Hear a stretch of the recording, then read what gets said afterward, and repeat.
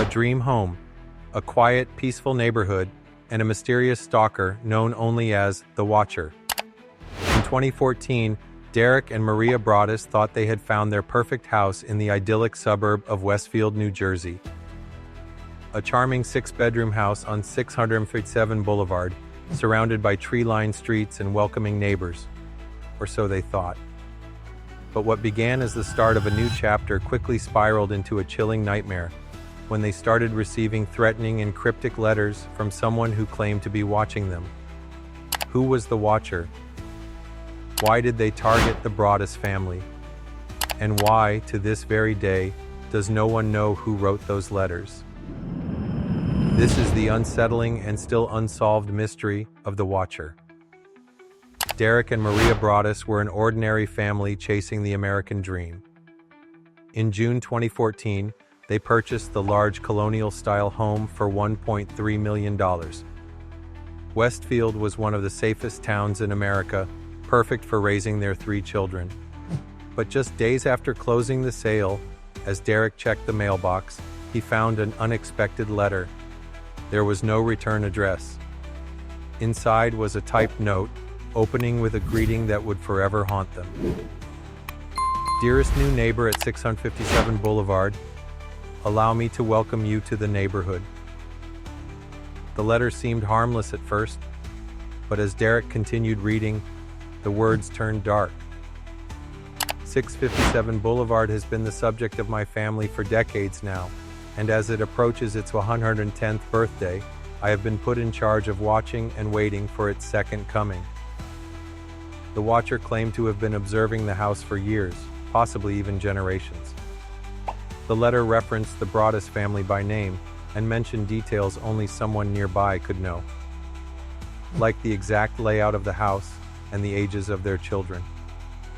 I see already that you have flooded 657 Boulevard with contractors so that you can destroy the house as it was supposed to be. Tisk, tisk, tisk, bad move.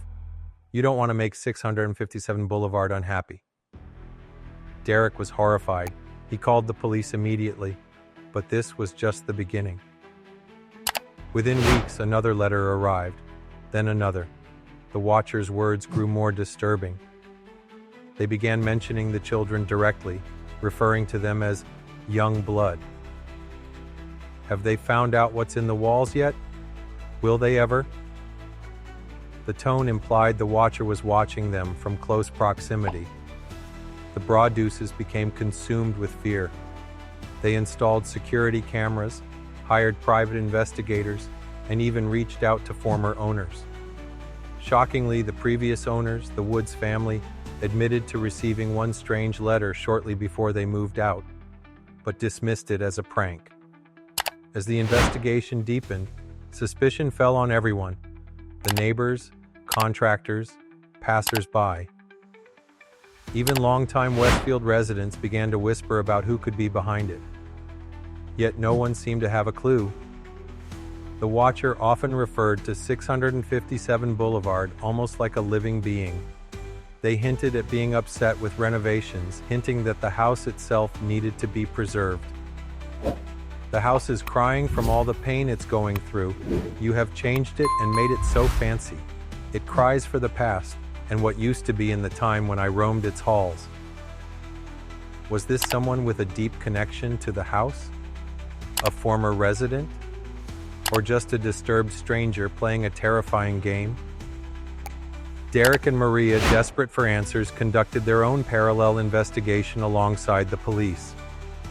Private detectives canvassed the neighborhood, looking for anyone with a history of harassment. They even analyzed the letters for linguistic clues. The FBI performed a forensic linguistic analysis to try and match the writing style to suspects. Nothing. One neighbor, an elderly woman named Peggy Langford, and her son Michael Langford, briefly caught police attention due to their strange behavior and close proximity to the Broaddus home. The Langfords had lived in the area for decades. The Langford house had a direct view of 657 Boulevard, perfectly positioned to watch the property. But without evidence, police couldn't pursue charges. The Watcher seemed to know the police were involved. In later letters, they mocked the Broadduses. "I am pleased to know your names now and the names of the young blood you have brought to me. The police are of no consequence to me." The Broaddus family's fear turned into obsession. They mapped out every neighbor, studied every letter, and even hired 2 former FBI agents.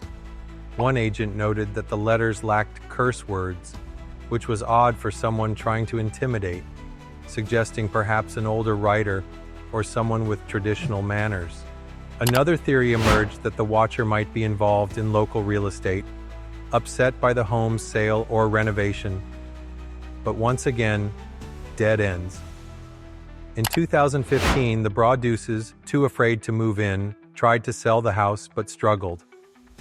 News of the Watcher spread quickly throughout Westfield, driving potential buyers away.